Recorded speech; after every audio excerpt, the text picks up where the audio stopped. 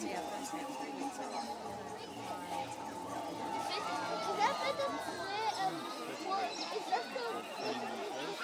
one that made us walk in circles? Is he real?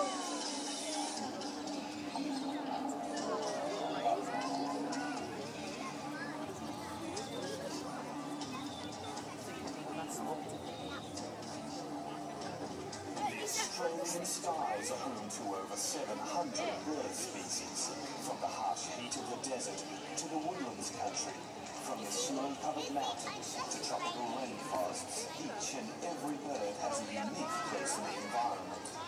Dazzling and amazing, the key to their survival is their ability to adapt to change. Parrots rule the skies by their sheer numbers, while birds of prey rule as the most skilled predatory hunters. Both demonstrate spectacular adaptations.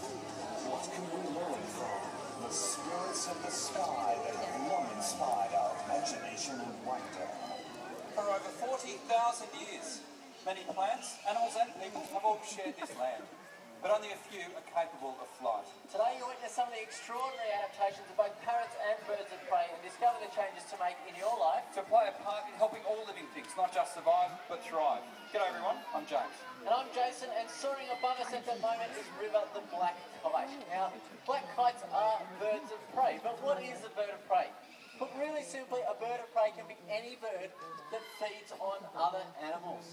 So kookaburras, magpies, butcherbirds, pelicans, penguins, they're all birds of prey.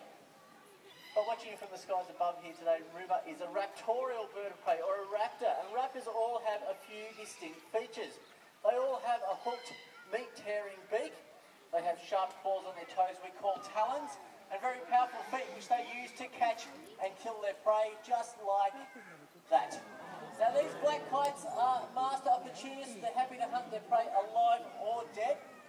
And they do always use their feet to catch their food. So watch River today and you'll notice he always uses his feet. What I want you to take notice of though is what he does with the food once he catches it. It's pretty quick, but did anyone notice? Right into his mouth, exactly right. Catches it with his feet, passes it into his beak, and he eats it as he's flying around. It's what we call feeding on the wing, and it's a very energy-efficient way of feeding.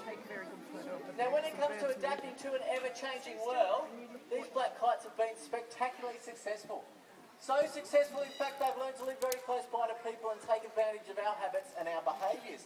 And you'll see them in large numbers around places like fishing ports, abattoirs and rubbish dumps. Pretty much anywhere where they can find meat scraps have been left behind. Now, River's done a great job so far. He's caught all of them so far. What I'm going to do this time is give River one last catch. I'm going to make this one a little bit harder than the ones before, just so he can show off a little bit, show you how good he can actually be.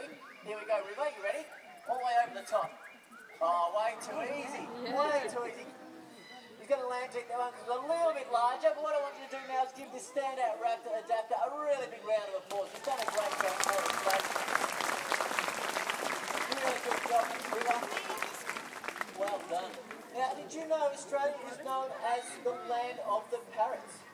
It's pretty easy to see why. We actually have 56 different species of parrots that live here in Australia. Rosellas, lorikeets, cockatiels, budgerigars, cockatoos, they all form part of the parrot family. Now, some of those parrots are doing very well, and some of you, I'm sure, know of birds like the sulphur-crested cockatoo. Who knows the sulphur-crested cockatoo? Quite a lot of you. They're a really familiar sight in the Australian landscape. They can be seen in parks, gardens, golf courses, and sometimes even in busy city streets. So they're one of the birds that have actually made a success out of sharing the environment with people. Now, we all love a success story, and it's great that some of these birds have done so well and adapted very well to changes in the environment. But others are facing real challenges and may need a little bit of a helping hand from you.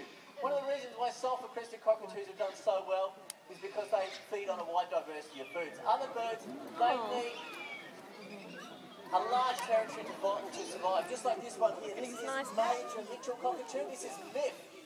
You can see here the Major Mitchell cockatoo is one of the most dazzling pieces of the rainbow. Stunning crest there.